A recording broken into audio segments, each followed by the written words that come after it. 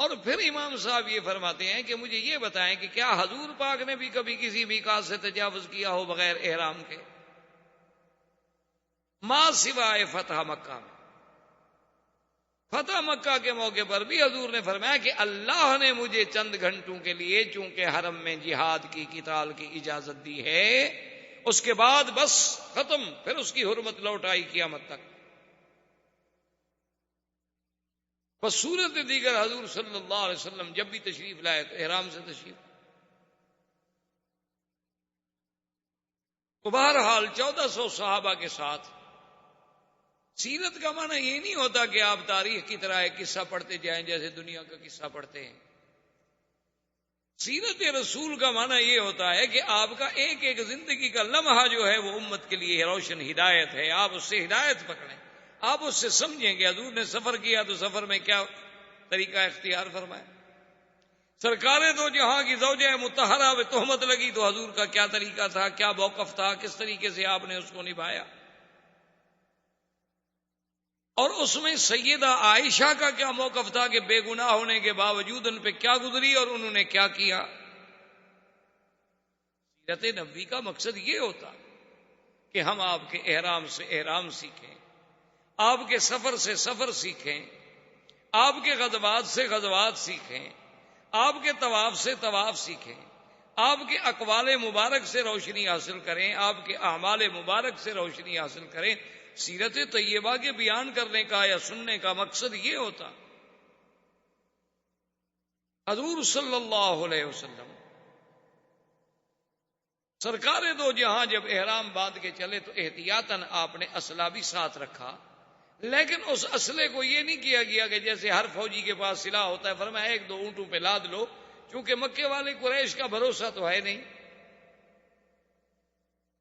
اور اپنے ساتھ قربانی کے جانور بھی لے آئے۔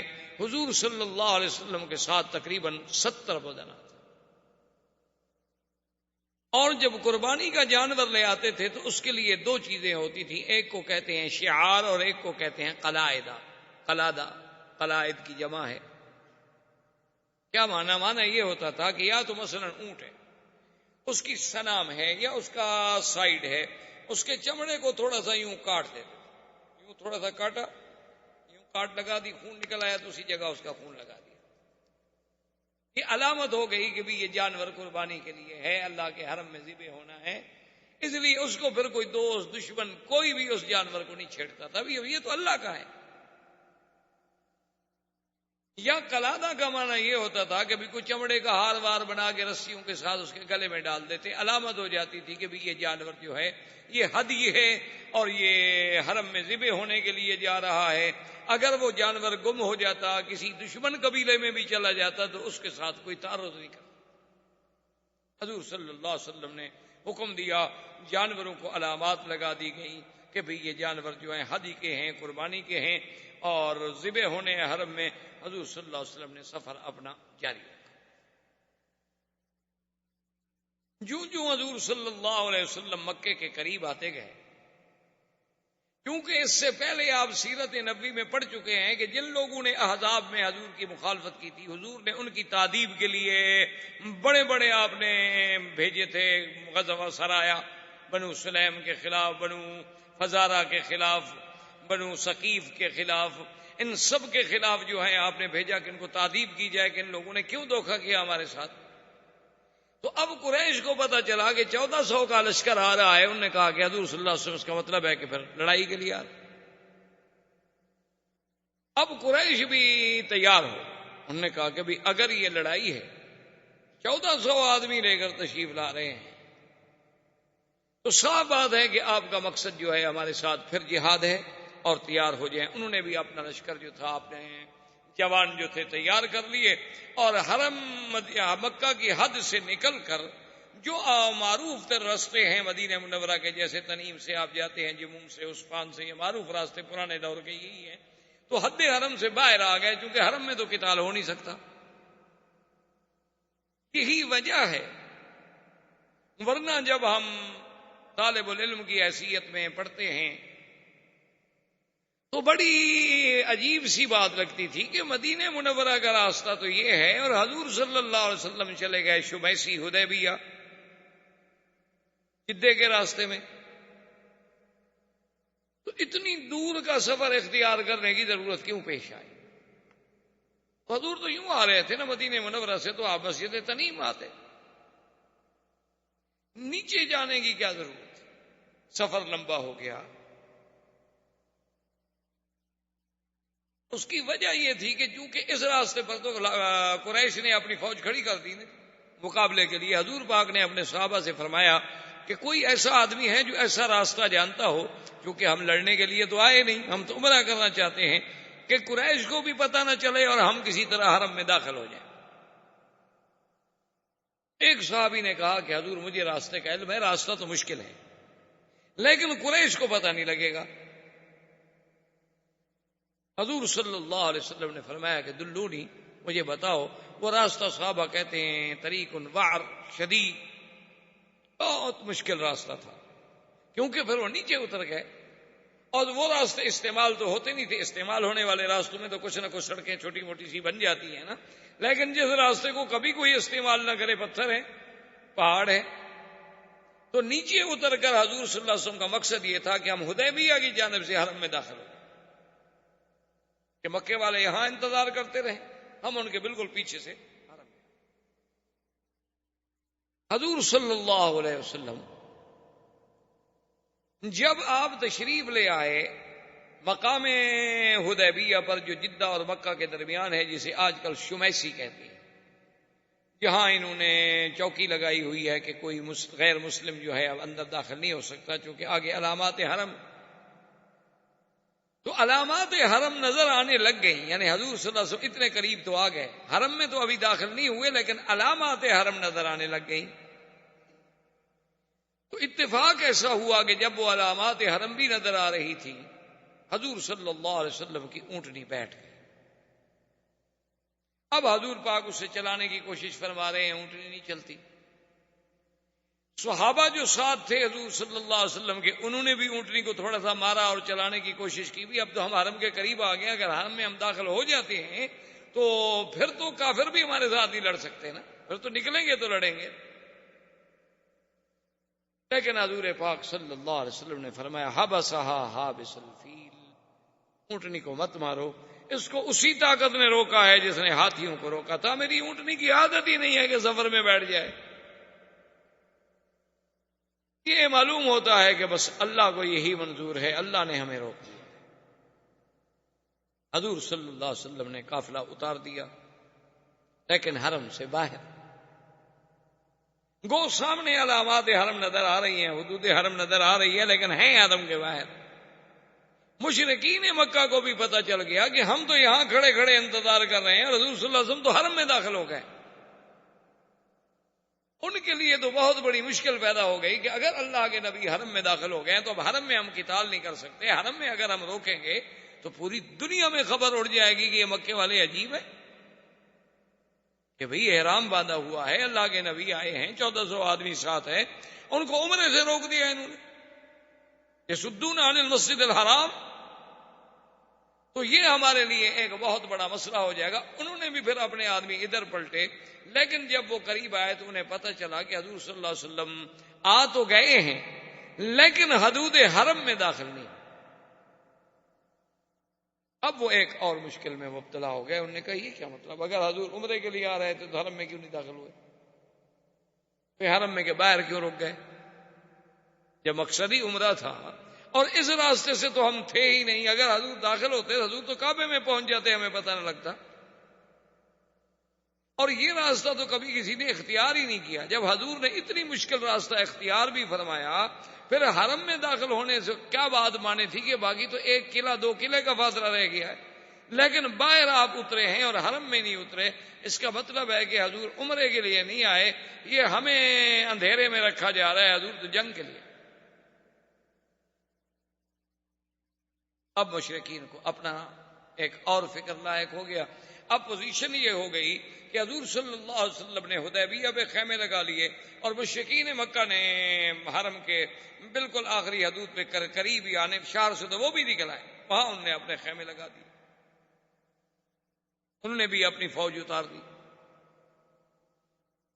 لیکن دونوں میں کچھ یعنی یوں سمجھ لیں کہ 2-4 فرلانگ 1 کلومیٹر کا فاصلہ ہے۔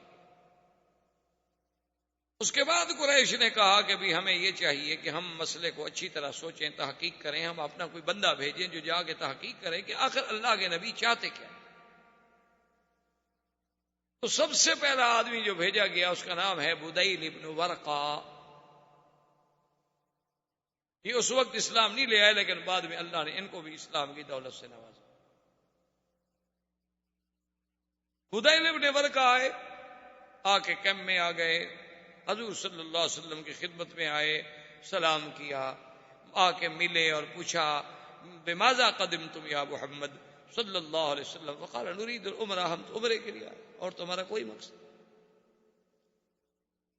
اس نے کہا حضور آپ عمرے کے لیے آئے ہیں، لیکن ہمیں پتہ چلا ہے کہ 1-2 اونٹوں پر آپ کے ساتھ مکمل ہتھیار بھی موجود ہیں۔ تو آپ نے فرمایا ابو بدیل انی اخاف الغدر من قریش، مجھے قریش پر اطمینان تو نہیں ہے، جو لوگ مکے سے نکل کر مدینے پہ چڑھائی کر سکتے ہیں، جو لوگ احد میں آگے جنگ لڑ سکتے ہیں، جو ابھی غزوہ احزاب میں اتنی فوجیں لے کر چڑھائی کر کے ہمارے خلاف آ گئے، ہم جب ان کے اپنے حدود میں آ رہے ہیں تو کسی وقت بھی وہ غدر کر سکتے ہیں۔ تو ایسا تو نہ ہو نا کہ بالکل آدمی خالی ہاتھ ہو کے دشمن پکڑ کے چھری سے ذبح کرتا رہے اس کو، چلو کم از کم پھر آدمی اپنا دفاع تو کرے گا۔ بدیل ابن ورقہ واپس آ گئے، انہوں نے پوچھا کہ ہاں بھائی تمہاری کیا رائے؟ اس نے کہا مجھے کوئی بات سمجھ نہیں ہے، ویسے تو فرماتے ہیں عمرے کے لیے آئے ہیں، لیکن کہتے ہیں ہتھیار بھی ہیں ہمارے ساتھ۔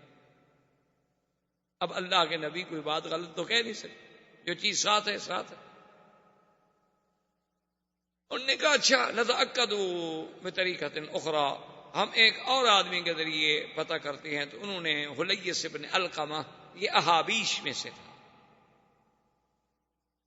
احابیش جو ہیں یوں سمجھ لیں یہ ذنوج تھے، حبش کے لوگ تھے، بعد میں یہ عرب میں آ گئے تو پھر عربی بھی زبان بھی عرب پوری ہو گئی اور لباس بھی عربی ہو گیا، اشعار بھی عربی ہو گئے، اٹھنا بیٹھنا بھی ہو گیا، لیکن یہ بڑا جنگجو قبیلے تھے، بڑے سخت قبیلے تھے حبش کے، ان کو احابیش کہا جاتا تھا۔ یہ حلیس بن علقمہ جو ہے یہ احابیش کا سردار تھا۔ انہوں نے کہا بھی تم جاؤ پتہ کرو یا تحقیق کرو حضور صلی اللہ علیہ وسلم چاہتے کیا، مقصد کیا۔ حلیس جب آیا حضور پاک نے دور سے دیکھا، صحابہ نے کہا حضور وہ حلیس جو ہے نا احابیش کا سردار وہ آ رہا ہے۔ آپ نے فرمایا یہ لوگ جو ہے نا یہ حرم کے ہدی کی، قربانی کے جانوروں کی بڑی احترام کرتے ہیں، بڑی تعظیم کرتے ہیں، تو تم لوگ سب جو قربانی کے جانور لائے ہو نا ادھر سامنے کھڑے کر دو، اس کو نظر آئیں کہ بھئی ہم تو عمرے کے لیے آئے۔ وہ آئے ملے، حضور لما قدمتم، کیوں تشریف لائے؟ فرمایا عمرہ، ما اردنا الا العمرہ۔ اور آپ نے فرمایا کہ تمہیں یہ سارے ہدی کے جانور اور یہ چیزیں نظر نہیں آ رہی؟ اس نے کہا ہاں جی میں دیکھ تو رہا۔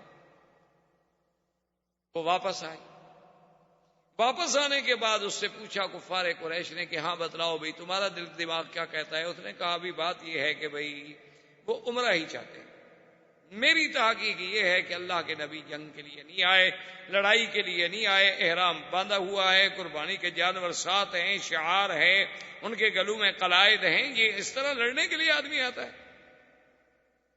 انہوں نے کہا کہ نہیں نہیں تمہیں کیا پتا، تم تو ایسے بس سرسری اندازے لگا کے آ گیا۔ اس نے کہا سنو مکے والو، میری تحقیق میں اللہ کے نبی عمرے کے لیے آئے ہیں، واللہ لو منعتم لأنفرن علیکم الاحابیش، مجھے خدا کی قسم ہے اگر تم نے محمد مدنی کا راستہ روکا تو میرا قبیلہ جو ہے لڑے گا تمہارے ساتھ۔ یہ کیا ہوا ہے بھائی؟ میں کہہ رہا ہوں کہ تو جھوٹ بولتے ہو، سرسری دیکھ کے مجھے کیوں بھیجا تھا تم نے؟ انہوں نے کہا اچھا بھائی ٹھنڈے ہو جاؤ یار، ناراض تو نہ ہو، ہم تو اپنی ایک بات کر رہے ہیں نا، ذرا تسلی ہو جائے، پکی بات ہو جائے، ہم اسی لیے تو تحقیق کر رہے ہیں۔ دیکھو ہم لڑنا چاہتے تو ہم بھی تو جا کے لڑ پڑتے نا، تم اتنا ناراض کیوں؟ اصل کا ناراضگی کی کیا بات ہے؟ میں اپنے آنکھوں سے ایک چیز دیکھ کے آیا ہوں اور تم مجھے کہتے ہو کہ نہیں۔ انہوں نے کہا ٹھہرو، ناراض نہ ہوں، ہم کننا نتأکد مرۃ اخری، ہم چاہتے ہیں کہ ہم پھر بھی کوئی فیصلہ کریں، سوچ سمجھ کر پوری تحقیق ہو جائے کہ واقعی اللہ کے نبی کیا چاہتے۔ اس کے بعد انہوں نے عروۃ ابن مسعود الثقفی، یہ بہت بڑا سردار تھا، بہت بڑا آدمی تھا، بنو ثقیف کا سردار تھا، اور بنو ثقیف جو ہے یہ طائف کا بہت بڑا جنگجو قبیلہ تھا، اور یہ عروۃ ابن مسعود الثقفی ان لوگوں میں ہے جس کے بارے میں کافر کہتے تھے کہ اللہ نے اگر قرآن اتارنا تھا تو عروہ پہ کیوں نہیں اتارا، اللہ نے قرآن اتارنا تھا تو ولید ابن المغیرہ پہ کیوں نہیں اتارا، جو بڑے لوگ ہیں، جن کے قبائل ہیں، جن کے پاس طاقت ہے، دولت ہے، محمد الرسول اللہ صلی اللہ علیہ وسلم پہ کیوں اتارا، آپ تو یتیم ہیں، آپ تو غریب ہیں۔ اس کو قرآن نے کہا کہ لولا نزل هذا القرآن على رجل من القريتين عظیم، تو یعنی یہ وہ بڑا آدمی ہے کہ ان دو میں سے یہ ایک تھا۔ اس کے پاس گئے قریش، انہوں نے کہا کہ بھئی تم مہربانی کرو، تم سردار ہو، تمہارا ایک مقام ہے، تم وہاں جانے کے بعد فیصلہ کرو کہ اللہ کے نبی کیا چاہتے ہیں۔ اس نے کہا دیکھو قریشیو، بات سنو، تمہارا دماغ ہے، جس کو بھیجتے ہو واپس آتا ہے، اس کو کہتے ہو تم جھوٹ بولتے ہو۔ بھئی جس کو بھیجتے ہو اس کی ایک رائے ہے، اگر اس کی رائے کا کوئی احترام نہیں تو اس کو بھیجتے کیوں؟ یہ بات یاد رکھ لو، اگر تم مجھے بھیج رہے ہو تو پھر میں جو فیصلہ کروں گا، میری جو رائے ہوگی وہ حتمی ہوگی اور تمہیں ماننی پڑے گی، ورنہ کسی اور کو بھیج دو۔ انہوں نے کہا کہ نہیں، آپ جو بھی کہیں گے ہم مانیں۔ عروۃ ابن مسعود الثقفی جب آئے، حضور صلی اللہ علیہ وسلم کو بھی پل پل کی خبر مل رہی تھی، کیونکہ آمنے سامنے تو ایک دوسرے کے چل رہے تھے اور ایک دوسرے کو پہچانتے تھے، سب آخر مہاجرین موجود تھے مکے میں رہنے والے۔ انہوں نے کہا حضور عروہ آ رہے ہیں، لیکن لابس السلاح، ہتھیار پہنے۔ اگر ایک آدمی قاصد بن کے آ رہا ہے تو اس کو ہتھیار اٹھانے کی کیا ضرورت ہے؟ حضور نے فرمایا اچھا کوئی بات نہیں، لیکن احتیاط اسی میں ہے کہ ایک محافظ میرے لیے بھی کھڑا کر دو جو ہتھیاروں سے مسلح ہو۔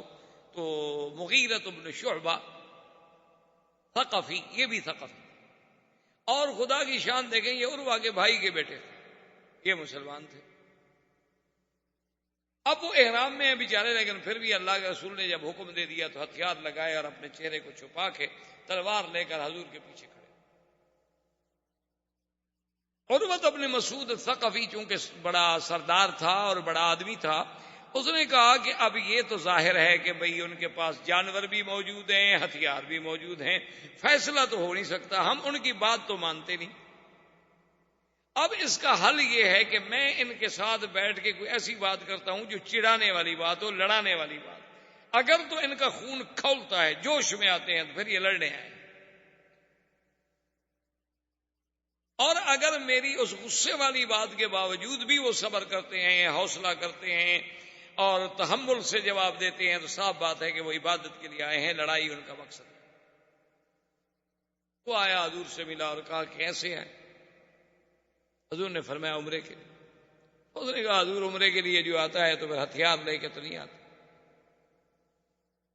اور آپ کا کیا خیال ہے، آپ نے قریش کو کیا سمجھا ہے کہ آپ اس کے گھر میں آ رہے ہیں، ان کے وطن میں آ رہے ہیں، ان کے علاقے میں آ رہے ہیں، یہ جو 1400 آدمی آپ کے ساتھ ہیں یہ آپ کے کام آئیں گے؟ یہ تو بھاگ جائیں گے سارے، ان میں تو ایک بھی نہیں رکے گا۔ جب یہ کہا تو حضرت ابو بکر جیسا ٹھنڈے آدمی کو بھی غصہ آ گیا، آپ نے گالیاں دی اس کو، فصبہ سبا شدیدا، حضرت ابو بکر جیسا آدمی جس نے کبھی کسی کو گالی نہیں دی، غصے میں آ گئے اور گالی دکھا کہ ہم اللہ کے نبی کو چھوڑ جائیں گے؟ کیا کہہ رہے ہو مشرک؟ ٹھیک میرے اللہ نے کہا ہے کہ مشرک پلیت ہوتا ہے، تم پلیت لو، ہمارے بارے میں گندے خیالات رکھتے ہو کہ ہم اللہ کے نبی کو چھوڑ دیں گے۔ اس نے کہا ابو بکر تمہارا مجھ پر ایک بہت بڑا احسان ہے، تمہیں شاید بھول گیا ہو لیکن تمہارا مجھ پر احسان ہے، اگر وہ احسان نہ ہوتا نا تو میں بھی تمہیں آج گالیوں کا بدلہ دیتا، مجھے بھی گالیوں کا جواب دینا آتا ہے، لیکن تمہارے اس احسان کو میں نہیں بھول سکتا، میں تمہیں گالی نہیں دے سکتا۔ حضور نے فرمایا ابو بکر کیا کر رہے ہیں؟ ایک بندہ ہمارے پاس ملنے کے لیے آیا ہے اس نے کہا یا رسول اللہ اس نے یہ کیوں کہا کہ ہم نعوذ باللہ آپ کو چھوڑ دیں؟ اور اس کے بعد عروۃ بن مسعود نے یہ کیا، عرب میں ایک یہ بھی عادت تھی کہ کبھی تو احتراماً اور کبھی استہزاءً اگر کسی کو چڑھانا ہوتا تو اس کی داڑھی میں ہاتھ یوں پکڑتے، وہ بات کر ہمارے ملکوں میں بھی رواج ہے، ادب کریں تو کہتے ہیں یار مہربانی کرو یار معاف کر دو، اور کسی کو اگر چھیڑنا ہو تو پکڑ یار کیا ہے کیا تم، تو اس نے حضور کی داڑھی کی طرف ہاتھ بڑھایا تو مغیرہ جو دیکھ رہے تھے ضربہ بالسیف، مغیرہ نے تلوار کے الٹی طرف سے ہاتھ پہ مارا، اسے کہا کہ ابعد یا عدو اللہ، اے اللہ کے دشمن پلید ہاتھ مت لگاؤ میرے مدنی کو، اگر تم نے دوبارہ ہاتھ بڑھایا واللہ خدا کی قسم ہے پھر یہ ہاتھ تمہارے ساتھ دوبارہ نہیں اٹھے گا، زمین پہ کٹاؤ۔ میں دیکھا من ھذا الفظ الغلیظ، یہ کون ہے؟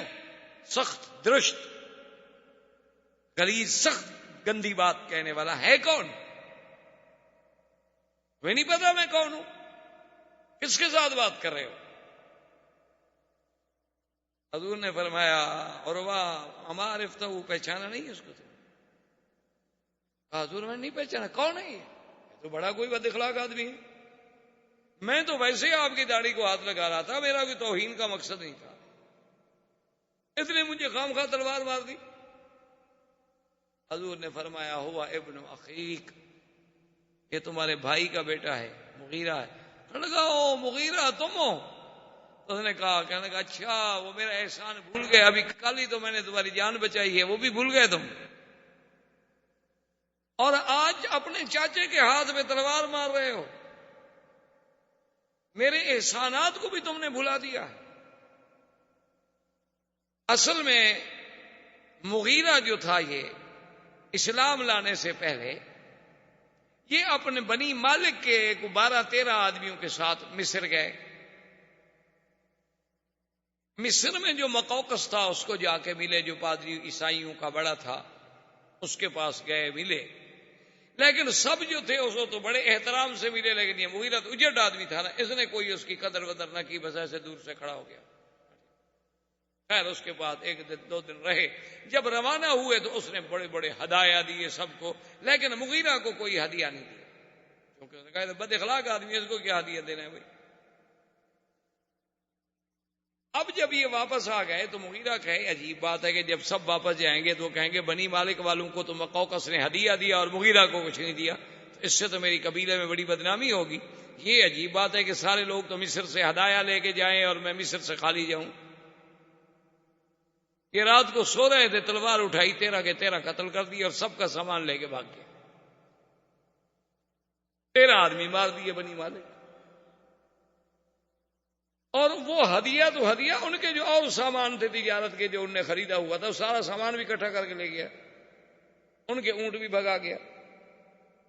لیکن جب اپنے قبیلے میں پہنچا، بنی مالک کو پتہ لگ چکا تھا، بنی مالک نے اپنے قبیلے کو تیار کر لیا، ادھر سے بنو ثقیف نے اپنے قبیلے کو تیار کر لیا، اور نتیجہ یہ نکلا کہ دونوں قبیلے لڑائی پہ تھے، انہوں نے کہا ہمارے 13 آدمی مار دیے ہیں، کوئی بات ہے،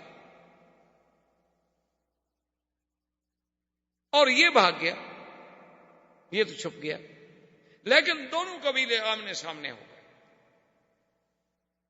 تو جب دونوں قبیلے آمنے سامنے ہو گئے تو ایک بہت بزرگ تھے، پرانے ان کے سردار تھے، وہ آئے، انہوں نے کہا کہ عروہ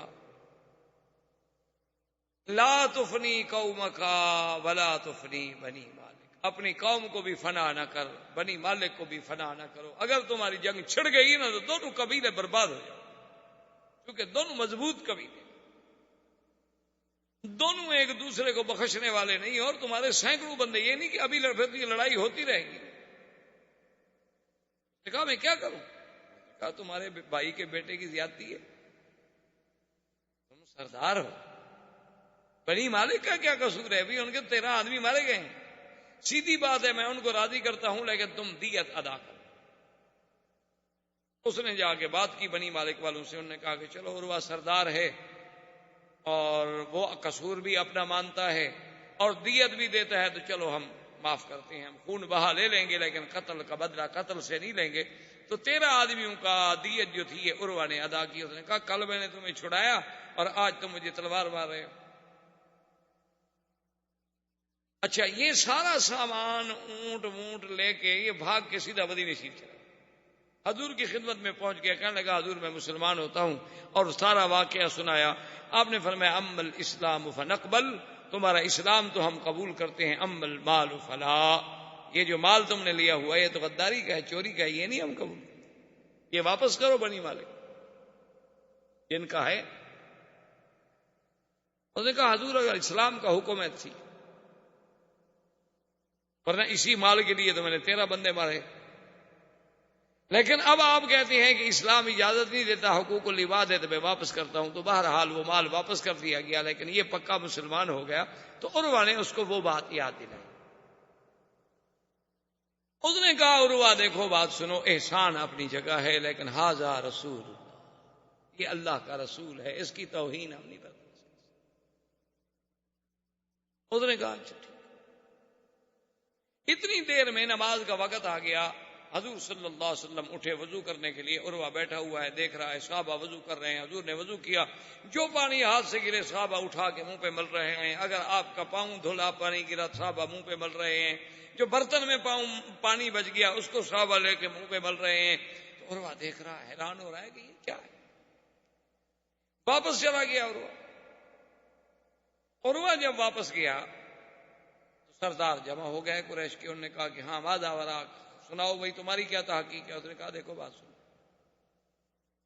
اگر سچی بات پوچھتے ہو نا تو میری رائے یہ ہے کہ واللہ میں نے کسریٰ و قیصر کے درباروں کو بھی دیکھا ہے، میں نے فارس و روم کے بادشاہوں کے درباروں کو بھی دیکھا ہے، لیکن محمد مدنی کا دربار جیسا دربار میں نے نہیں دیکھا، اور ان کے وفاداروں جیسے وفادار میں نے نہیں دیکھے، جانثاروں جیسے جانثار میں نے نہیں دیکھے۔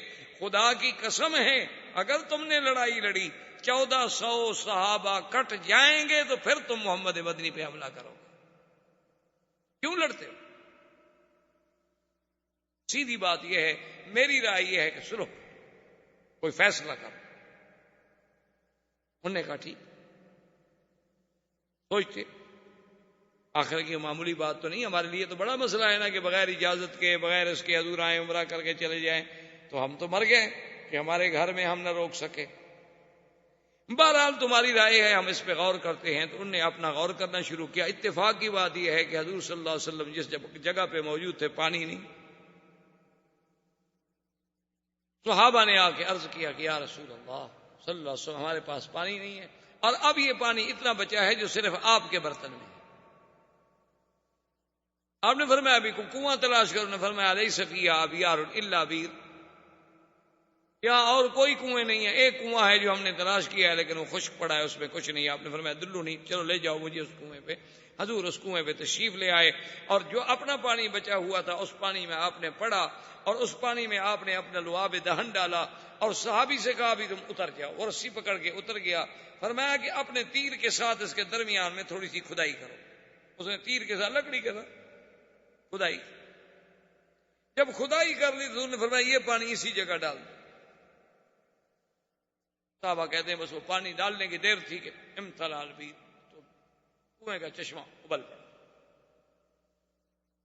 اسی اثنا میں حضور صلی اللہ علیہ وسلم نے اپنے صحابہ کو بلایا، فرمایا کوئی بات نہیں ہو رہی، ایک آتا ہے چلا جاتا ہے، پھر ایک اور آ جاتا ہے چلا جاتا ہے، پھر ایک اور آ جاتا ہے چلا جاتا ہے، یہ وہ بات تو نہ ہوئی نا، بات تو کنارے نہیں لگ رہی۔ آپ نے فرمایا یا عمر، حاضر یا رسول اللہ، فرمایا جاؤ ابو سفیان سے بات کرو، ابو سفیان آخر سردار ہے، یہ باقی لوگ جو آ رہے ہیں وہ خود سردار کیوں نہیں بات کرتا؟ حضرت عمر نے عرض کیا، اس نے کہا یا رسول اللہ منا و صدقنا، آپ کا حکم ہے تو میری تو جان حاضر ہے، لیکن آپ جانتے ہیں میرے ساتھ جو کافروں کا تعلق ہے وہ تو میرا نام نہیں سن سکتے، آج 1400 سال کے بعد نہیں سن سکتے، تو اس وقت کتنا قریب میں غصہ ہوگا، یعنی 1400 سال گزر گئے، آج بھی لوگوں کو سیدنا عمر کے نام سے بغض ہے۔ آپ کے ہندوستان میں وہ گزرا ہے نا نور اللہ شوستری، نور اللہ شوستری جس کو یہ روافض جو ہیں شہید پنجم کہتے ہیں، ان کا بہت بڑا ایک عالم تھا، وہ آپ نے سنا ہوگا، تاریخ تو آپ ہم سے زیادہ جانتے ہیں، تاریخ کے علاوہ آپ نور جہاں کو بھی زیادہ جانتے ہوں گے، ہم تو دور کے لوگ ہیں، نور جہاں کا استاذ بھی تھا۔ تو اس نور اللہ شوستری جب آیا ہندوستان میں تو اس نے اپنے مذہب کو چھپائے رکھا، تو کافی عرصے کے بعد جب اس نے اپنی گرپ مضبوط کر لی، اپنے ہاتھ پاؤں پھیلا لیے، تو اس نے ایک شعر لکھا کہ مجھے اپنی عمر سے اس لیے چڑ ہے کہ میری عمر میں بھی عمر کا نام آتا ہے، اس لیے مجھے اپنی عمر بھی پسند نہیں، کیونکہ عمر آپ کی عمر کتنی ہے جی؟ تو عمر میں عمر کا نام تو آ گیا نا، اس لیے میں تو اس لفظ سے بھی چڑتا ہوں۔ تو وہ بڑا ایک تاریخی واقعہ ہے کہ بادشاہ جب فیصلہ کرتے تھے تو ملکہ پیچھے ہاتھ رکھ کے بیٹھتی تھیں اور وہ ہاتھ اٹھا لیتی تھیں، تو اس کا مطلب یہ ہوتا تھا کہ اشارہ تھا کہ بس اب بادشاہ کوئی فیصلہ نہ کریں، تو بادشاہ مجلس برخاست کر دیتے تھے۔ بادشاہ کو پتہ چلا کہ اس نے سیدنا عمر کی توہین کی ہے، بادشاہ نے اسے دربار میں طلب کر لیا۔ جب بادشاہ نے دربار میں طلب کر دیا اور پوچھا کہ بھئی شوستری یہ شعر تم نے کہا ہے؟ اس نے کہا میں نے کہا ہے۔ اب اس کو پتا تھا کہ اب تو میرے ہاتھ مضبوط ہیں، اب اس ملک کے وزراء بیوروکریٹس میرے ساتھ ہیں، اب مجھے کون چھیڑ سکتا ہے؟ اب بادشاہ تھوڑا مجھے سزا دے سکتا ہے، اب تو میرے پیچھے بھی ایک قوت ہے، اور سب سے بڑی قوت جو ہے ملکہ ہے، وہ میری شاگرد ہے، اور اس کے حکم کے بغیر بادشاہ کو فیصلہ کر ہی نہیں سکتا۔ تو انہوں نے کہا ہاں جی میں نے شعر لکھا۔ اپنے بادشاہ نے کہا سوچ لو، میں تمہیں 10 منٹ دیتا ہوں، سوچ لو۔ انہوں نے کہا جی 10 منٹ سوچنا ہو یا 10 سال سوچنا ہو، میں نے شعر لکھا ہے اور میں عمر سے بغض رکھتا ہوں۔ اب ملکہ نے پیچھے سے ہاتھ اٹھا لیا، لیکن بادشاہ بیٹھا ہوا ہے، مجلس برخاست نہیں کر رہا۔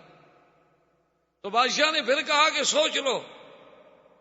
اس نے کہا جی میں نے سوچ لیا ہے۔ تو ملکہ نے پیچھے سے بادشاہ کے جبے کو پکڑ کے کھینچا کہ بھئی کوئی فیصلہ نہ کر بیٹھے بادشاہ جلدی میں، تاکہ تو بادشاہ نے غصے میں آ کے اپنی ملکہ کو ہاتھ مارا کہ جان من جان دادن ایمان نہ دادن، کہ تم ناراض ہو جاؤ گی زیادہ سے زیادہ میں مر جاؤں گا نا، میں جان دے سکتا ہوں ایمان نہیں دے سکتا، میں سزائے موت دے دو جو حضرت عمر کی توہین کرتا ہے۔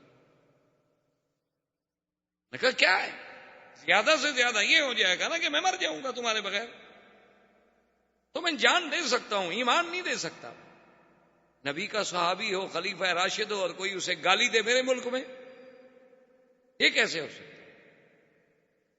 تو بہرحال کہنے کا مقصد یہ تھا کہ حضرت عمر رضی اللہ تعالیٰ عنہ نے عرض کیا، انہوں نے کہا یا رسول اللہ اگر آپ مجھے بھیجیں گے نا تو جو تھوڑی بہت امید ہے نا صلح کی یہ بھی گئی، مجھے تو دیکھ کے ان کو آگ لگ جائے گی حضور، ان کو پتہ نہیں میں نے بدر میں کیا کہا تھا، اڑاؤ گردنیں ان کی، وہ ابھی موجود نہیں ہے وہاں۔ حضور نے فرمایا عمر پھر رائے، تو اس نے کہا حضور ایک بندہ ہے اس سے بات بن سکتی ہے، حضرت عثمان کو بھیجے۔ حضرت عثمان سخی آدمی ہے اور رحم دل آدمی ہے، اس کا کوئی مکے میں گھر نہیں جس پہ احسان نہ ہو، اور پھر آج کل سردار ابو سفیان ہے، ابو سفیان بنی امیہ سے ہے اور حضرت عثمان بھی بنی امیہ سے ہیں، ان کی بات میں وزن ہو سکتا ہے اور وہ کسی کی بات نہیں سنیں گے۔ حضور صلی اللہ علیہ وسلم نے فرمایا ٹھیک ہے عثمان جاؤ۔ اس نے کہا حاضر۔ حضرت عثمان تیار ہو گئے جانے کے لیے۔ حضرت عثمان رضی اللہ تعالی عنہ جب تشریف لے گئے، ابو سفیان نے استقبال کیا، ملا، بٹھایا، اس نے کہا کہ دیکھو عثمان تمہارے ہم پر احسان ہے، پھر تم ہمارے قبیلے کے آدمی ہو، کون گھر ہے مکے کا جس پہ عثمان تیرا ہاتھ میں، لیکن تمہارے لیے تو کعبہ ہے کھلا ہوا، تم جب چاہو عمرہ کرو، لیکن اللہ کے نبی کو ہم نہیں کرتے، یہ ہمارے لیے موت ہے۔ اس نے کہا کہ پھر جب نبی کو نہیں کرنے دیتے ہو میں بھی نہیں کرتا، میں کیسے عمرہ کروں، میرا آقا وہاں بیٹھے رہے اور میں عمرہ کر لوں۔ اس نے کہا اچھا ایسا کرو تم ایک دن مکے میں ٹھہرو، ہم پھر مشورہ کرتے ہیں، میٹنگ کرتے ہیں، چونکہ ہمارے جوان بھی تو جوش میں آئے ہوئے ہیں نا کہ بھئی اللہ کے نبی آئیں عمرہ کر کے چلے جائیں اور ہم کچھ نہ کر سکیں، یا تو ہمیں پہلے اذن بھیجتے، اطلاع بھیجتے، ہم عمرے کے لیے آنا چاہتے ہیں، ہم کہہ دیتے آ جاؤ، ہمیں سوچنے۔ اور حضور کو یہ خبر دے دی گئی کہ قد قتل عثمان، حضرت عثمان شہید۔ حضور نے فرمایا بایعونی علی اللہ تفروا، صحابہ جلدی کرو میرے ہاتھ پہ بیعت کرو کہ اب کوئی میدان سے نہیں نکلے، اب میدان چھوڑ کے پیچھے نہیں جائیں گے، اب ہم عثمان کا بدلہ لیں گے، بس جو اللہ کو منظور ہے ہو۔ تو درخت کے نیچے حضور بیٹھے ہیں اور صحابہ آ کے بیعت کر رہے ہیں۔ یہ وہی منظر ہے جس کو قرآن کہتا ہے ید اللہ فوق ایدیہم، کہ کہ محمد مصطفیٰ جب آپ بیعت کر رہے تھے ایک صحابی کا ہاتھ ہے اور ایک آپ کا ہاتھ ہے اور اس پر اللہ کا، یہ وہ منظر تھا۔ اور حضور پاک نے آخر میں فرمایا، آپ نے فرمایا میرے صحابہ میرا دل کرتا ہے کہ عثمان زندہ ہے، اور یہ عجیب منظر ہے بیعت کا، یہ وفا کا تجدید عہد وفا کا دن ہے، میں نہیں چاہتا کہ میرا عثمان پیچھے رہ جائے، تو تم گواہ ہو جاؤ، ھذہ یدی وھذا ید عثمان، یہ میرا ہاتھ ہے اور یہ میرے عثمان کا ہاتھ ہے، انا ابایع عن عثمان، میں عثمان کی طرف سے بیعت کرتا ہوں وفا کی۔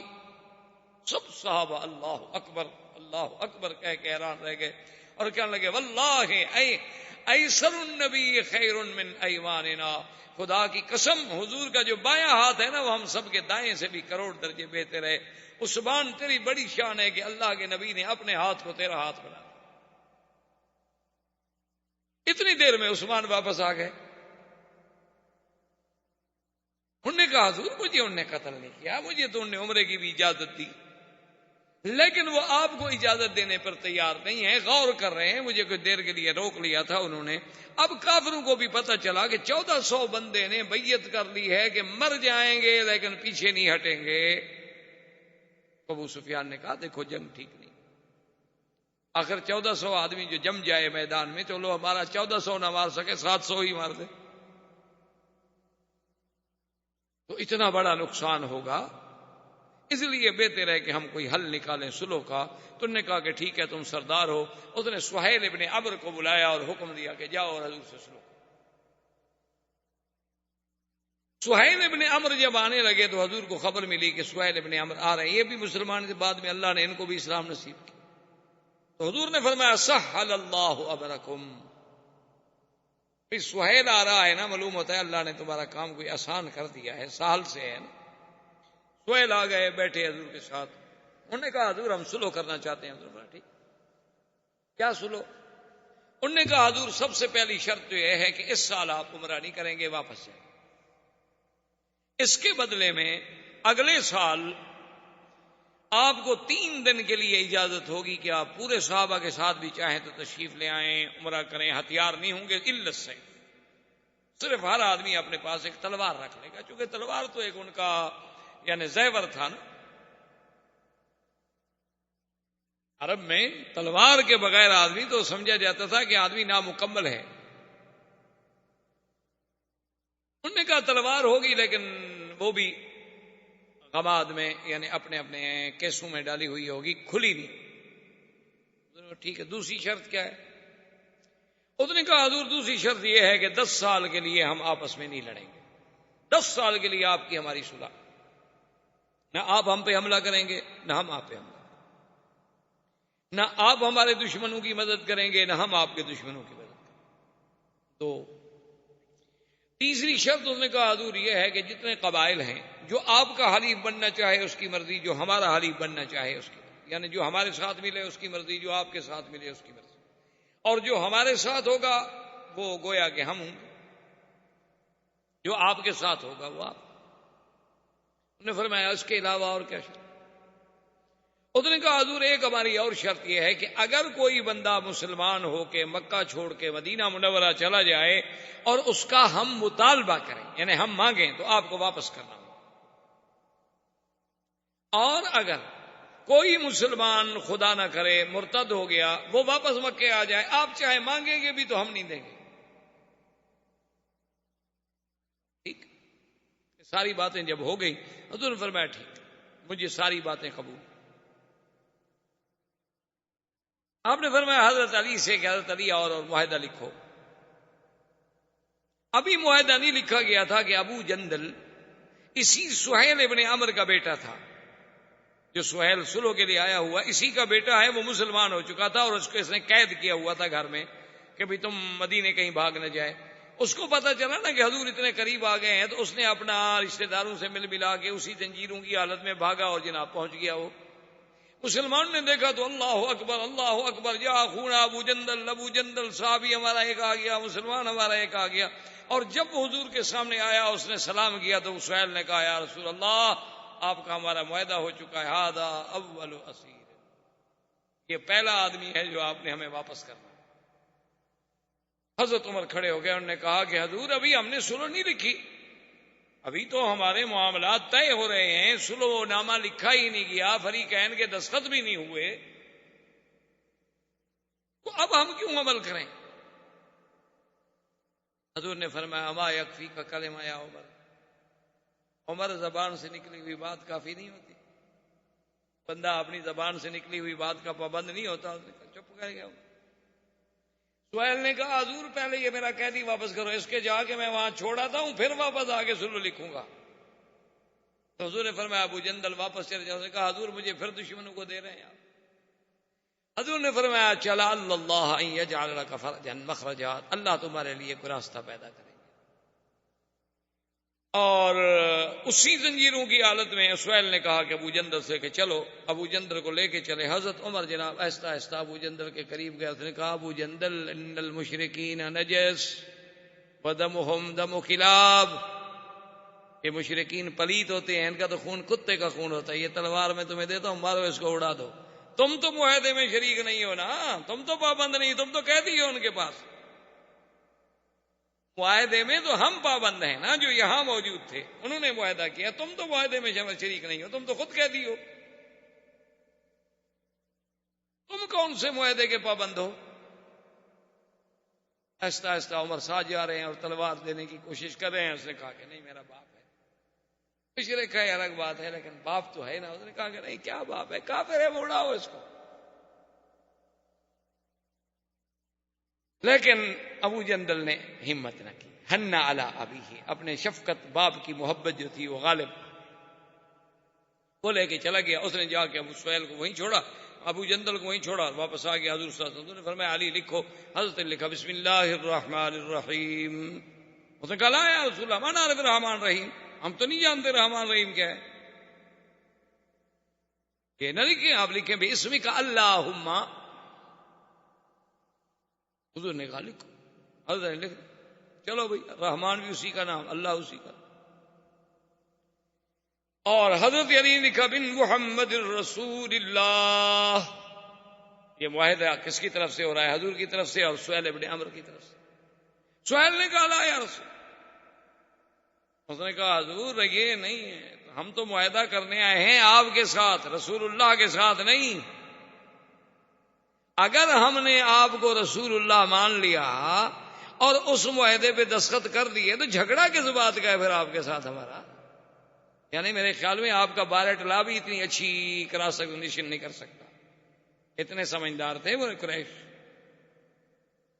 اس دور میں۔ انہوں نے کہا جی جب معاہدے کے اوپر لکھا ہو بن محمد رسول اللہ اور نیچے ہم دستخط کرتے ہیں تو ہم نے تو آپ کو رسول اللہ مان لیا،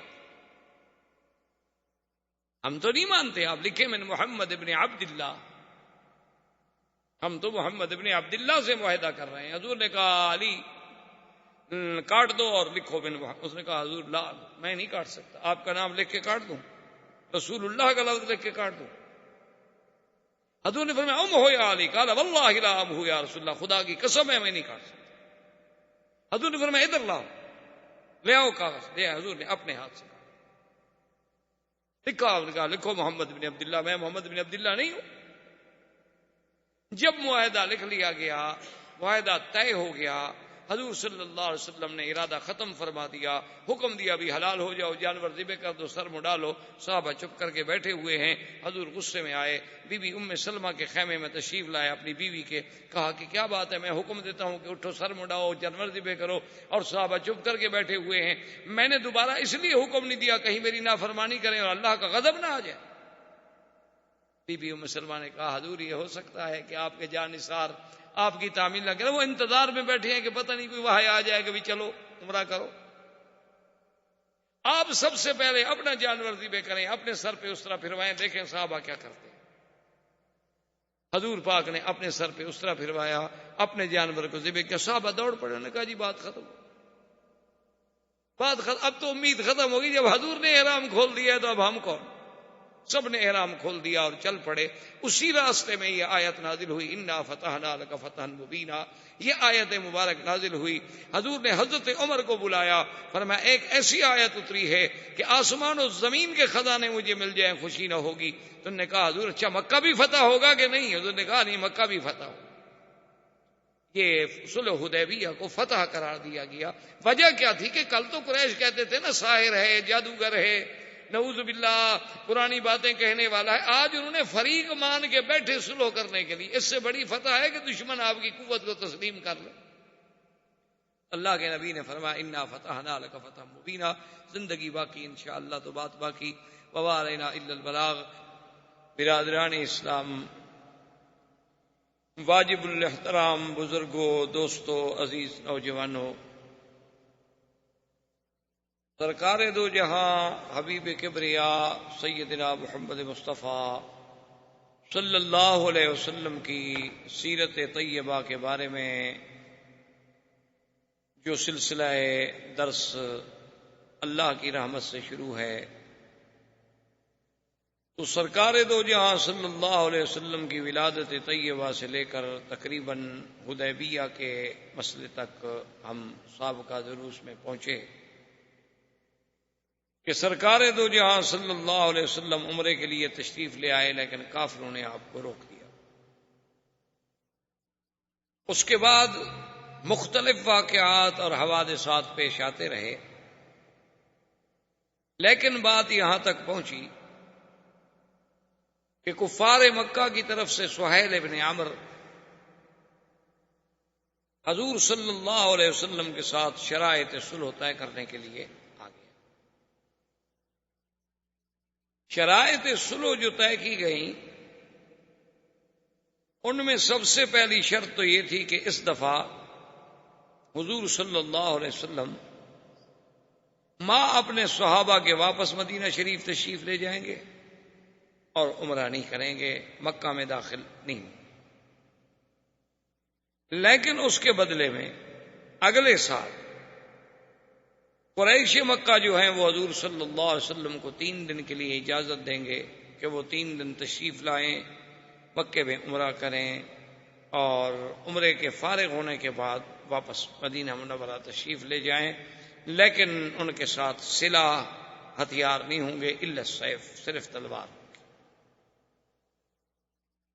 اور اس کے بعد جو دوسری شرط تھی وہ یہ تھی کہ اگر مکے سے کوئی مسلمان ہجرت کر کے موقع پا کر مدینہ منورہ بھاگ جاتا ہے اور قریش مکہ اس بندے کو واپس لینا چاہتے ہیں، نہ چاہتے ہوں تو چھوڑ دیں، اگر وہ چاہتے ہیں اور وہ مطالبہ کریں گے تو حضور صلی اللہ علیہ وسلم اس کو واپس کریں.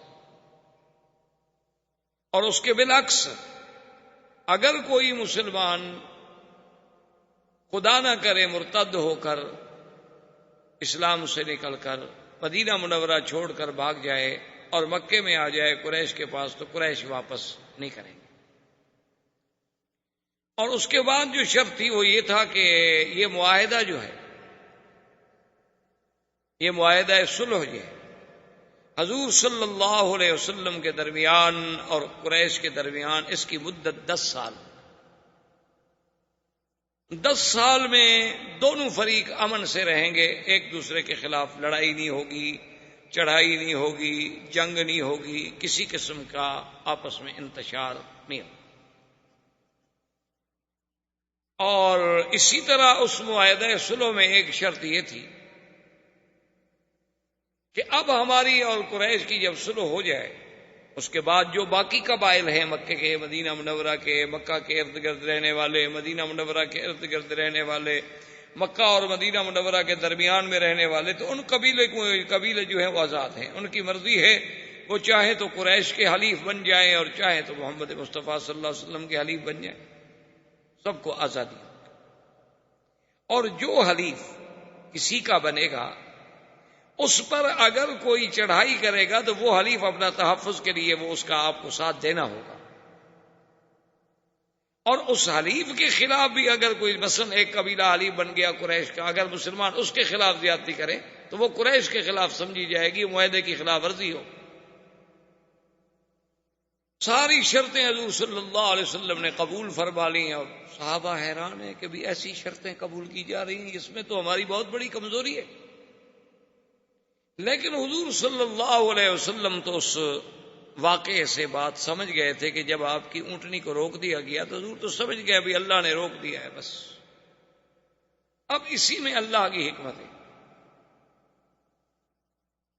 اور اللہ کے نبی کا ہر فیصلہ جو ہے وہ حکم خداوندی کے تابع ہوتا ہے۔ لیکن صحابہ بڑے حیران ہیں۔ بہرحال حضور صلی اللہ علیہ وسلم نے جب شرائط قبول کر لی ہے تو آپ نے حکم دیا سیدنا علی رضی اللہ تعالی عنہ کو، چونکہ وہ کاتب الوحی تھے، حضور صلی اللہ علیہ وسلم کے کاتب تھے، کہ بھی معاہدہ لکھا جائے۔ انہوں نے آگے شروع کیا بسم اللہ الرحمن الرحیم، چونکہ یہ اسلام کا اصول ہے کہ جب بھی آپ کوئی خط ہے، معاہدہ ہے، تحریر ہے، تو اس کی ابتدا جو ہے وہ بسم اللہ الرحمن الرحیم سے کی جائے۔ تو سیدنا علی رضی اللہ تعالی عنہ نے جب لکھا بسم اللہ الرحمن الرحیم، سہیل بن عمرو جو تھے وہ فوراً بول پڑے۔ انہوں نے کہا کہ یا محمد صلی اللہ علیہ وسلم، ہم رحمان اور رحیم نہیں جانتے۔ ان کو اللہ کی صفتوں کا پتہ ہی نہیں تھا کہ صفات کیا ہوتی۔ ہم تو صرف اللہ کو مانتے ہیں، خدا کو مانتے ہیں کہ وہ آسمانوں اور زمینوں کا خالق ہے، مالک ہے۔ ہم رحمان رحیم تو جانتے نہیں، آپ لکھیں بے اسم کا اللہم۔ حضور نے حکم دیا، حضرت علی رضی اللہ تعالی نے پہلے انکار کیا لیکن مان گئے کہ چلو الرحمن اور الرحیم بھی اللہ کی صفات ہیں، اور اللہم بھی یا اللہ۔ اس کے بعد انہوں نے لکھا کہ ھذا ما قاضى علیہ محمد الرسول اللہ،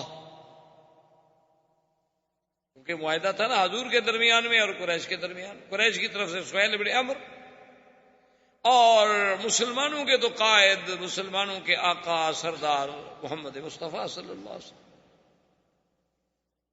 لیکن سہیل بن عمرو نے کہا کہ یا رسول اللہ یہ بات نہیں ہے۔ حضرت علی نے لکھا ہے محمد الرسول اللہ صلی اللہ علیہ وسلم، اگر ہم آپ کو محمد الرسول اللہ تسلیم کر لیتے ہیں تو پھر آپ کا ہمارا جھگڑا کیا ہے؟ ہم جو سلو کر رہے ہیں وہ آپ کے ساتھ کر رہے ہیں ایز اے محمد ابن عبداللہ، ہم اللہ کا رسول تو مانتے نہیں۔ حضور نے فرمایا کہ علی ہم ہو، میٹ دو، کاٹ دو، لکھ دو محمد ابن عبداللہ۔ سے نے کہا یا رسول اللہ میں تو نہیں کاٹ سکتا، لا ام ہو یا رسول اللہ، میں نہیں کاٹ۔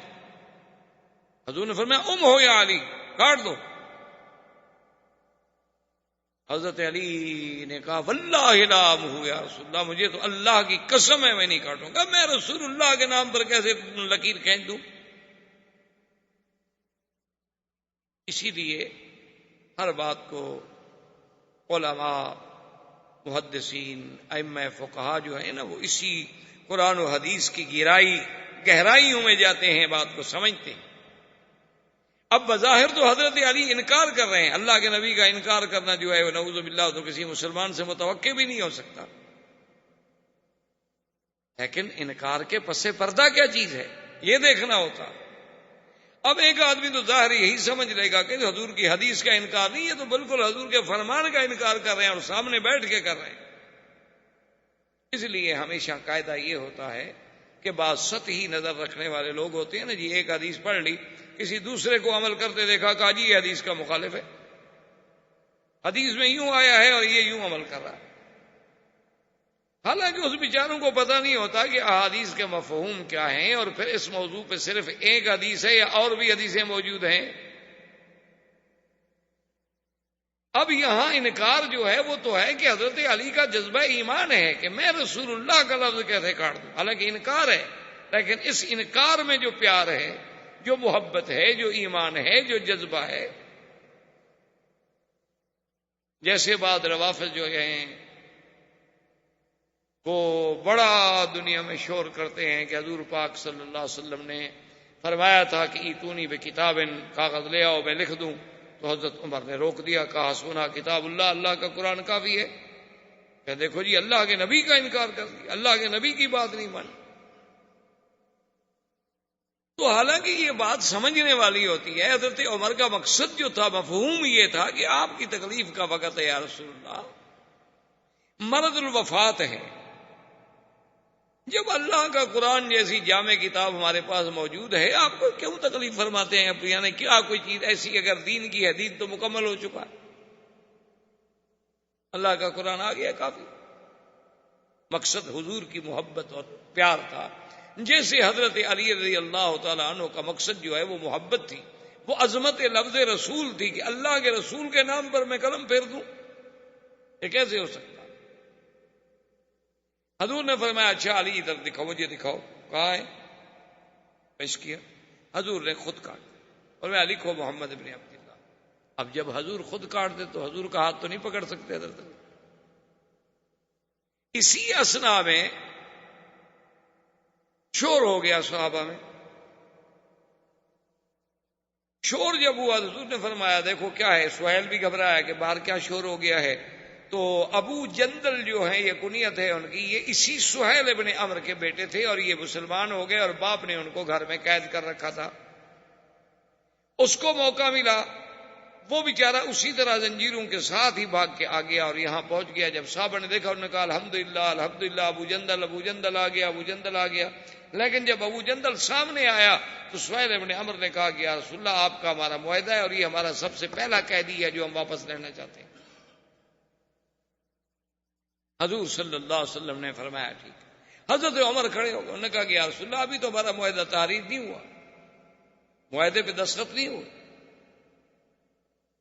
لیکن حضور نے فرمایا اما یکفی کا قول الرسول صلی اللہ علیہ وسلم، عمر اللہ کے نبی کا زبان ہے، قول ہے، جب ہم زبان سے کہہ چکے ہیں کہ ہمیں یہ شرطیں قبول ہیں، دستخط نہ ہوں، معاہدہ نہ لکھا جائے، تو یہ بات تو نہیں، اللہ کے نبی کی یہ شان نہیں ہے کہ جو بات زبان سے ہو جائے پھر اس پہ قائم نہ رہیں، ہم اپنی بات پہ قائم ہیں۔ ابو جندل میں حکم دیتا ہوں کہ واپس جاؤ۔ بعض روایات میں یہ بھی آتا ہے کہ ابو جندل نے درخواست کی، اس نے کہا کہ یا رسول اللہ صلی اللہ علیہ وسلم، ٹھیک ہے آپ مجھے پھر کافروں کے ہاتھ میں واپس کرنا چاہتے ہیں، دشمنوں کے ہاتھ میں دینا چاہتے ہیں، میں آپ کے حکم پہ ہر قربانی دینے کے لیے تیار ہوں، لیکن جتنی دیر یہ معاہدہ ہو رہا ہے، سلو ہو رہی ہے، اتنی تو مجھے اجازت مل جائے کہ میں بیٹھا رہوں اور آپ کا دیدار کر لوں۔ حضور نے فرمایا اب یہ بھی سہیل کے ہاتھ میں ہے، ہم اجازت نہیں دے سکتے، تم ان کے قیدی۔ سہیل نے کہا یا رسول اللہ، میں یہ اجازت دینے کے لیے بھی تیار نہیں ہوں، بلکہ میں تو معاہدہ بھی بعد میں آگے لکھوں گا، پہلے میں جا کے اس کو قریش کے سپرد کرتا ہوں۔ حالانکہ بیٹا ہے، لیکن کفر اسلام ہے، مذہب کی جنگ ہے، اور ہر آدمی جو ہے چاہے وہ غلطی پر بھی ہو اپنے مذہب کا دیوانہ ہوتا۔ اس نے جا کے سہیل کو واپس کیا، پھر آئے، معاہدہ لکھا گیا، دستخط ہو گئے۔ حضور صلی اللہ علیہ وسلم جب فارغ ہو گئے تو حضرت عمر حاضر ہوئے، انہوں نے کہا یا رسول اللہ، آپ نے تو فرمایا تھا، آپ نے فرمایا کہ میں نے خواب دیکھا ہے، ہم مکہ میں جائیں گے، ہم عمرہ کریں گے، ہم طواف کریں گے، ہم بال کٹائیں گے یا بال کتروائیں گے، امن ہوگا، خوف نہیں ہوگا۔ حضور یہ کیا ہے؟ اور ہم ایسی شرطیں قبول کر رہے ہیں، لماذا نقبل هذه الدنیۃ فی دیننا، یا رسول اللہ ہم دین میں اتنے کمزور ہو جائیں کہ ان کا بندہ آئے تو ہم واپس کر دیں اور ہمارا بندہ آئے تو ہم واپس نہ کریں، وہ واپس نہ کریں، یہ کیا بات؟ حضور نے فرمایا عمر، پہلی بات کا جواب تو یہ ہے کہ میں نے یہ تو کہا کہ میں نے خواب دیکھا ہے، مکے میں جائیں گے، کیا میں نے یہ بھی آپ سے اور صحابہ سے کہا تھا کہ خواب میں یہ بھی حکم ہے کہ اسی سال داخل ہوں گے؟ انہوں نے کہا حضور یہ تو نہیں، آپ نے کہا تھا کہ داخل لتدخلن المسجد الحرام، لیکن سنا نہیں تھا کہ اس سال جائیں گے۔ اور باقی رہی شرائط کی بات، تو ہم نے جو بھی شرائط قبول کی ہیں حضرت عمر، تمہیں یہ پتہ نہیں کہ انا رسول اللہ، میں اللہ کا رسول ہوں اور اللہ کے حکم کے بغیر تو میں کوئی بات قبول نہیں کر سکتا، اور مجھے یقین ہے کہ ہمارا اللہ ہماری مدد کرے گا۔ حضرت عمر چپ ہو کے چلے گئے، اور اسی وقت دو قبیلے بنی خزاعہ جو تھے وہ حلیف بن گئے محمد الرسول اللہ صلی اللہ علیہ وسلم، اور بنو بکر جو تھے وہ حلیف بن گئے قریش کے۔ انہوں نے کہا جی ہم قریش کے حلیف ہیں. بنو خزاعہ نے کہا کہ ہم حضور کے حلیف ہیں. یہ چونکہ اس لیے ان دونوں قبیلوں کو ذہن میں رکھنا ضروری ہے کہ دراصل یہی تو سبب بنے تھے اس صلح کو ختم ہونے کا، کہ قریش نے بنی خزاعہ پہ حملہ کر دیا. تو جب حضور کے حلیفوں پہ حملہ کیا تو معاہدہ تو توڑ دیا. اب حضرت عمر جوش میں آئے، حضرت ابو بکر کے خیمے میں آئے. انہوں نے کہا یا ابو بکر، حضور نے فرمایا تھا کہ خواب دیکھا ہے، اللہ کے نبی کا خواب تو سچا ہوتا ہے، وحی ہوتی ہے، یہ کیا ہو گیا کہ ہم مکے نہیں گئے؟ تو ابو بکر رضی اللہ تعالی عنہ نے، یہ توارد ذہنی اور توارد قلبی ہے کہ وہی لفظ ابو بکر کی زبان سے نکلے جو حضور کی زبان سے نکلے تھے. انہوں نے کہا عمر، حضور نے یہ بھی فرمایا تھا کہ اسی سال جائیں؟ انہوں نے کہا ہاں یہ تو نہیں فرمایا. انہوں نے کہا پھر ابو بکر دیکھو، ہم ایسی شرطیں قبول کریں، اتنا دب کے ہم صلح کریں کفار قریش سے، آخر کیوں؟ اس کا جواب پتہ ہے ابو بکر نے کیا دیا؟ کہا کہ ھذا رسول اللہ فتبع. عمر، اپنا عقل نہ لڑاؤ، وہ صلح کرنے والا عام بندہ نہیں، وہ تو اللہ کا رسول ہے. وہ کوئی عام لیڈر ہے، کوئی سیاسی قائد ہے، کوئی دینی جماعت کا ایک رہبر ہے؟ وہ تو رسول اللہ ہے. اور اتباع کرو جو اللہ کے رسول کا حکم ہے، اسی میں اللہ کی حکمت ہے. اب حضرت عمر بھی چپ ہو. حضور صلی اللہ علیہ وسلم نے حکم دیا کہ جن لوگوں کے ساتھ قربانی کے جانور ہیں وہ جا کے ذبح کر دیں، سروں پہ استرا پھروائیں اور احرام سے نکلیں. چونکہ احرام سے نکلنے کا مطلب یہ نہیں ہوتا کہ آپ چادریں اتار دیں. چادریں اتارنے سے آدمی احرام سے نہیں نکل جاتا. مثلاً آپ عمرہ کر لیں، آپ کپڑے احرام کی 2 چادریں اتار کے شلوار قمیص پہنیں تو آپ تو یہ سمجھیں گے کہ میں احرام سے نکل گیا. آپ احرام سے نہیں نکلے، آپ اسی طرح احرام میں، جب تک کہ آپ سر نہیں مڈائیں گے یا بال نہیں کریں. احرام سے نکلنا جو ہے وہ حلق یا قصر کے ساتھ ہوتا. حضور نے جب حکم دیا تو صحابہ چپ کر کے بیٹھے رہے، کوئی صحابی نہیں اٹھا. تو حضور صلی اللہ علیہ وسلم بی بی ام سلمہ جو آپ کی بیوی تھی، امہات المومنین تھی، ان کے خیمے میں آئے اور حضور بڑے جوش جلال میں کہ ام سلمہ ما بال ہؤلاء، ان کو کیا ہو گیا کہ میرا حکم نہیں مانتے؟ اور اگر میں نے دوبارہ حکم پر اصرار کیا اور انہوں نے انکار کیا تو ہو سکتا ہے کہ اللہ کا عذاب آ جائے. تو بی بی نے عرض کیا کہ یا رسول اللہ اب ناراض نہ ہوں، صحابہ بیچارے اس انتظار میں بیٹھے ہیں پروانے کہ شاید اللہ وحی نازل کر دیں کہ بھی جاؤ مکے میں داخل ہو جاؤ، اب مدد کریں گے. اللہ اگر بدر میں فرشتے اتار سکتے ہیں تو حدیبیہ میں نہیں اتار سکتے. وہ اس انتظار میں بیٹھے ہیں. آپ اپنے جانور ذبح کریں، اپنا سر مبارک پہ حلق کروائیں، آپ اپنا احرام کھولیں، پھر دیکھیں کہ صحابہ اتباع کرتے ہیں کہ نہیں کرتے. تو دراصل سیرت کے پہلو سمجھنے کا مقصد یہی ہوتا ہے کہ اسلام نے اور حضور کی سیرت نے یہ سبق دیا کہ آدمی مشورہ عورت سے بھی لے سکتا ہے. یہ نہیں کہ عورت کا مشورہ قبول نہ کیا جائے، یا عورت کی رائے کوئی رائے نہیں ہوتی، یا عورت کی شہادت کوئی شہادت ہی نہیں ہوتی، جیسے کہ مستشرقین اور اعدائے اسلام اور اعدائے دین پر پروپیگنڈا کرتے ہیں. حالانکہ دیکھیے اللہ کے نبی ہیں، صاحب الوحی ہیں، اور بیوی سے مشورہ کر رہے ہیں. اور پھر بیوی نے جو مشورہ دیا اس کو حضور نے قبول فرمایا. اور حضور صلی اللہ علیہ وسلم نے جا کر اپنے بدن جو تھے، قربانی کے جانور جو تھے ذبح کرائے اور اپنے سر پہ استرا پھروایا اور احرام کھولا. بس اتنی دیر لگی کہ سب صحابہ نے جا کے ذبح کر دیے اور احرام کھول دیے. بی بی سلمہ نے کہا حضور اب دیکھ لیا، کسی نے کوئی دیر کی ہے؟ وہ تو وحی کے انتظار میں بیٹھے. حضور صلی اللہ علیہ وسلم نے واپسی کا حکم دیا.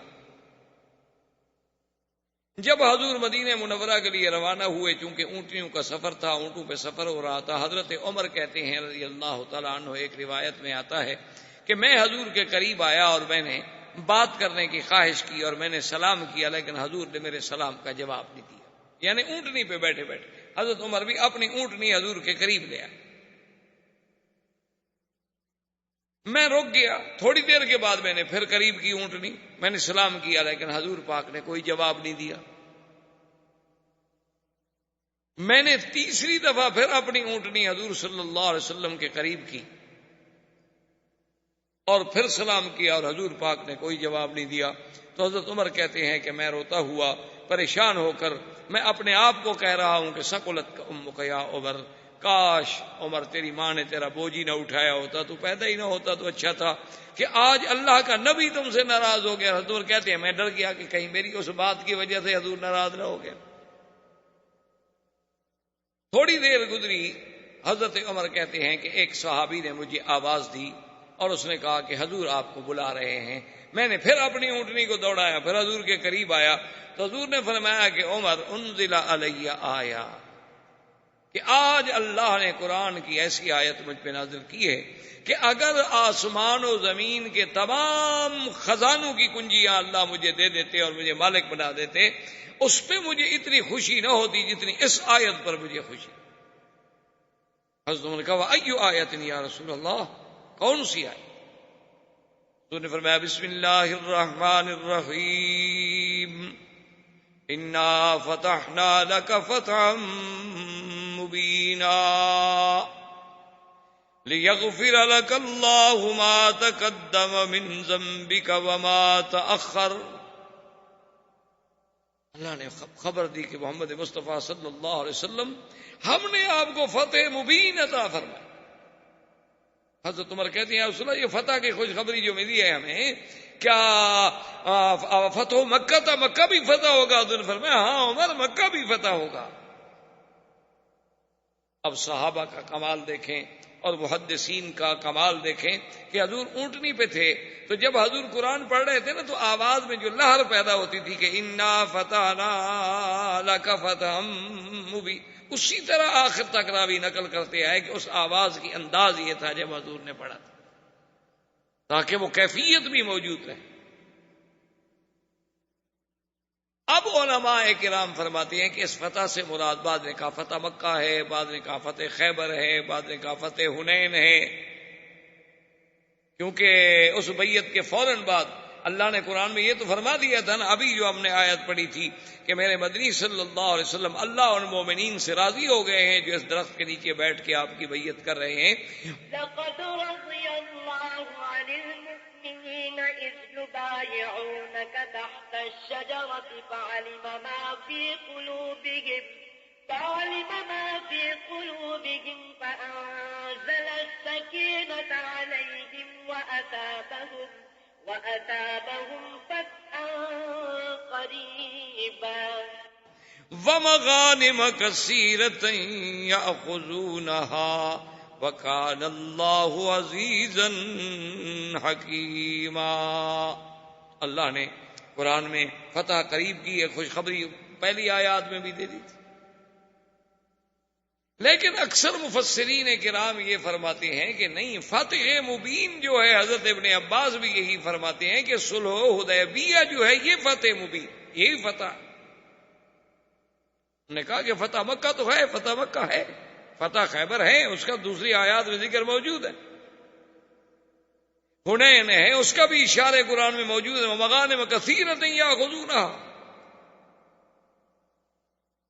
لیکن انا فتحنا لک فتحا مبینا، اس سے مراد جو ہے وہ فتح مکہ صلح حدیبیہ. صلح حدیبیہ کو فتح مبین کیسے سمجھا گیا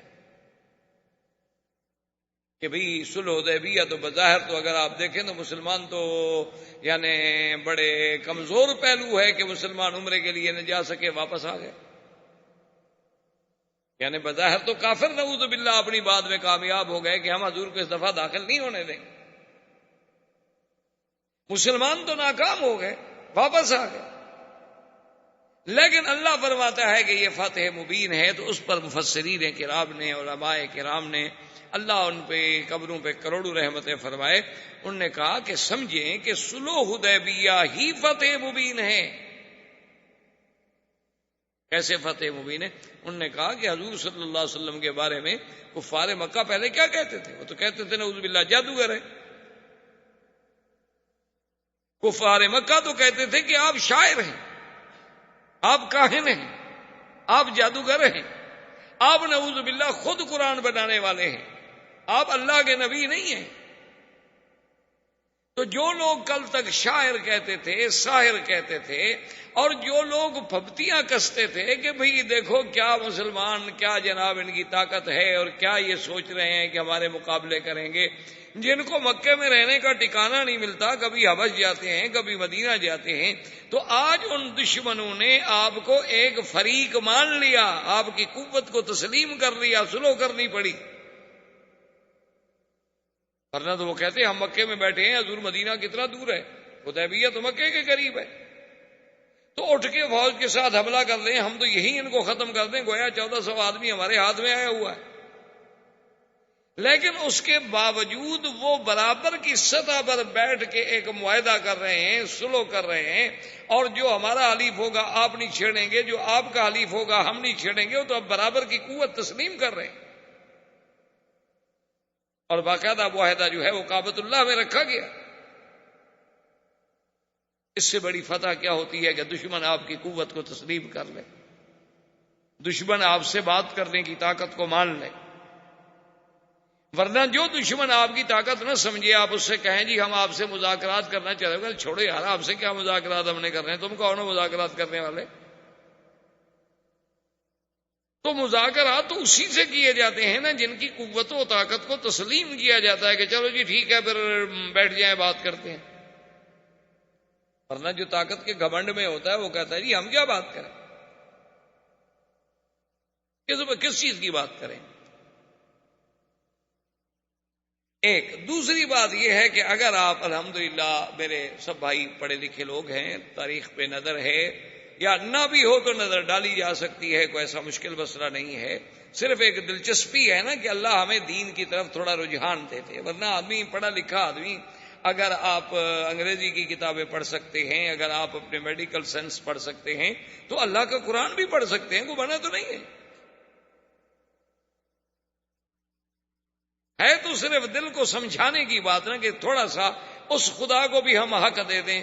24 گھنٹے جو ہم نے پیٹ کے دیے ہوئے ہیں، جس خدا نے ہمیں پیدا کیا، چلو اس کو آدھا گھنٹہ تو دے دیں۔ اگر اپنی زندگی کے 24 گھنٹے ہم نے صرف اپنی معاش کے لیے کہ پیسے بن جائیں گے، سٹیٹس بن جائے گا، وہاں گھر بن جائے گا، گاڑی بن جائے گی، محلے کے لوگ کہیں گے دیکھو جی بڑی ترقی کی ہے اس نے،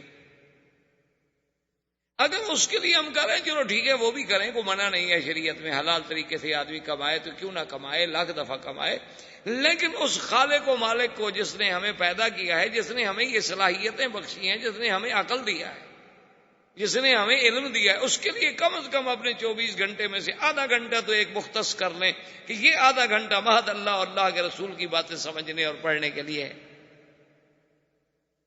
تو آپ اگر خود غور کریں گے تو آپ دیکھیں کہ سرکار دو جہاں صلی اللہ علیہ وسلم کو نبوت ملنے کے بعد آپ 13 سال تک مکہ مکرمہ میں رہے۔ 13 سال کوئی معمولی سی بات نہیں ہوتی، ایک عظیم مدت ہے۔ 13 سال کے بعد جب آپ کی عمر مبارک 53 سال ہو گئی تو آپ نے مدینہ منورہ ہجرت فرمائی۔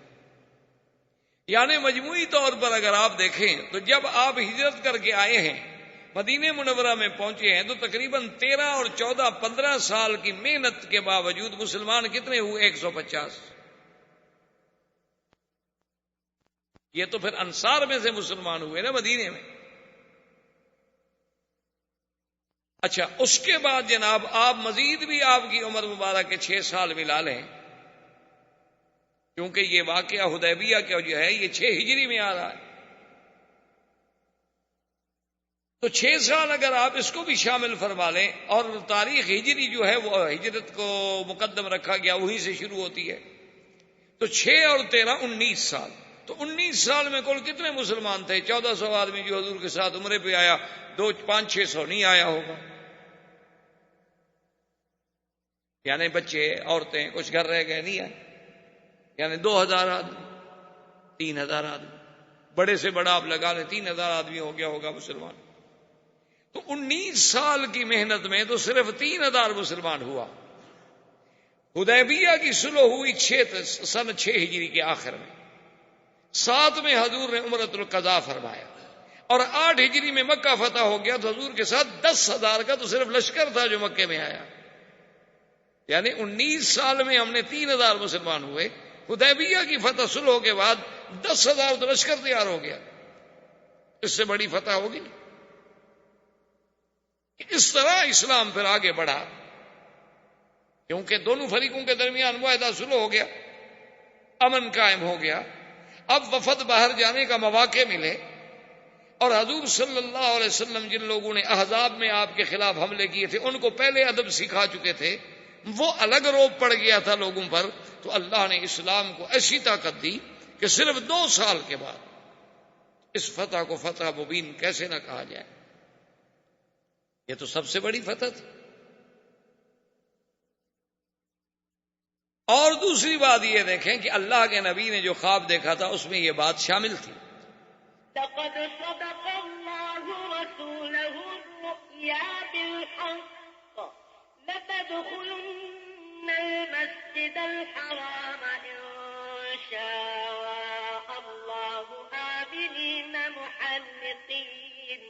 محلقين رؤوسكم ومقصرين لا تخافون فعلم ما لم تعلموا فجعل من دون ذلك فتحا قريبا۔ اللہ نے فرمایا امن کے ساتھ، کوئی خوف نہیں ہوگا۔ لیکن اب اگر عمرہ نصیب ہوتا تو خوف ہوتا، ڈر تھا، لڑائی ہو سکتی تھی۔ لیکن جب عمرۃ القضاء پہ حضور صلی اللہ علیہ وسلم تشریف لے آئے، اب تو معاہدے کے تابع آ رہے ہیں نا، سب کافروں نے مکہ کھول دیا، کوئی رکاوٹ نہیں، کوئی خوف نہیں، کوئی ڈر نہیں۔ اب حضور صلی اللہ علیہ وسلم جب مدینہ منورہ میں پہنچ گئے تو ایک صحابی تھے حضور کے ابو بصیر جو تھے، ان کو بھی موقع ملا، اور وہ مکے سے کافروں کی قید سے اتفاق ہوا کہ موقع پا کے نکل کے بھاگے اور مدینہ۔ اچھا، خدا کی شان دیکھیں کہ ابو بصیر جو ہے وہ مدینہ منورہ پہنچے، اور مکے والوں کے بھی 2 بندے پہنچ گئے۔ السلام علیکم۔ السلام۔ انہوں نے کہا حضور ہمارا آدمی بھاگ کے آ گیا ہے قیدی، اور آپ کا وعدہ ہے کہ آپ نے قیدی واپس کرنا ہے۔ حضور نے بلایا ابی بصیر، تم بھاگ کر آئے؟ انہوں نے کہا تمہیں پتہ نہیں ہے کہ ہماری صلح ہو چکی ہے، معاہدہ ہو چکا ہے؟ کہا جی ٹھیک ہے، جو کیا حکم ہے واپس جاؤ، حاضر۔ اب بظاہر یہ کتنی کمزوری کی شرط ہے، لیکن اس کے اندر جو اللہ کی حکمتیں چھپی ہوئی ہیں وہ تو کوئی بھی نہیں سمجھتا، وہ تو اللہ جانتے ہیں یا اللہ کے رسول جانتے ہیں۔ کیونکہ ایک بات یاد رکھیں، مثلا ایک مسلمان مدینے آ گیا، مدینے سے پھر ہم نے اس کو واپس مکے بھیج دیا، تو گویا مکے میں ہمارا ایک دعوت دینے والا، مبلغ، دین کی بات کرنے والا تو پہنچ گیا نا۔ اور اگر خدا نہ خواستہ کوئی مسلمان مرتد ہو گیا، ہم نے اس کو مدینے سے نکال دیا، وہ ہم واپس نہیں لے رہے، کیونکہ اگر مرتد کو واپس لیں گے تو اور ارتداد پھیلائے گا، اور برائی پھیلائے گا، اور انگارے لگائے گا۔ اچھا ہے کہ ایسی انگلی کو کاٹ دو جس کو کینسر ہو گیا ہو، اس کو کاٹ کے پھینک دو۔ تو ابی بصیر کو حضور نے فرمایا کہ بھئی تم واپس جاؤ۔ اس نے کہا کہ حاضر، آپ کا حکم ہے تو میں حاضر۔ ابو بصیر کو وہ دونوں کافر جو تھے ساتھ لے کے چل پڑے، اور سفر تو وہی اونٹوں کے ہوتے تھے۔ جب وہ پہنچے آج جسے آپ بیر علی کہتے ہیں، اس کا پہلا نام تھا ذی الحلیفہ۔ ذی الحلیفہ پہ پہنچے تو انہوں نے کہا بھی آج رات یہیں قیام کریں گے، یہاں سے پھر صبح کو سویرے سویرے ٹھنڈے ٹائم میں سفر کریں گے۔ تو ان دونوں کے پاس تلواریں تھیں، تو ابی بصیر نے دیکھا کہ کوئی اللہ موقع دے دے۔ اس نے کہا دیکھیں اب حضور کا وعدہ تو ہو گیا پورا، حضور نے تو مجھے واپس کر دیا ہے۔ تو اس نے ایک کافر سے کہا کہ اس نے کہا کہ یار دیکھو چلو میں قیدی تو ہوں، تمہارے ساتھ واپس بھی جا رہا ہوں، یہ تلوار تم نے کہاں سے لی ہے؟